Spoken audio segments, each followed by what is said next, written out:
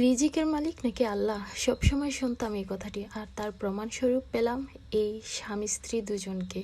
তো দূর থেকে দেখতে পারছিলাম তারা স্বামী স্ত্রী দুজনের মধ্যে তুমুল ঝগড়া চলছিল।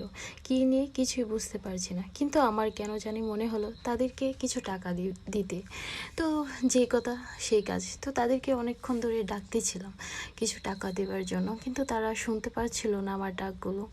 তো তারপর তাদেরকে একটা ভাইয়া ডাক দিয়ে বলে দিয়েছিল আমি ডাকছিলাম। তো তারা আমার কাছে আসতেই আমি তাদেরকে কিছু টাকা দিয়েছিলাম। তো ওই টাকাটা দেওয়ার আগেই তারা আমাকে বলছিল তাদের কিছু টাকা নাকি কিছু ছিনতাইকারীরা নিয়ে নিল। তো আল্লাহ, এটা থেকে এটাই বুঝলাম যে আমিও তাদেরকে কিছু টাকা দিলাম, আর ওই মুহূর্তে ওনাদের টাকাগুলা ছিনতাই করে নিয়ে গিয়েছিল।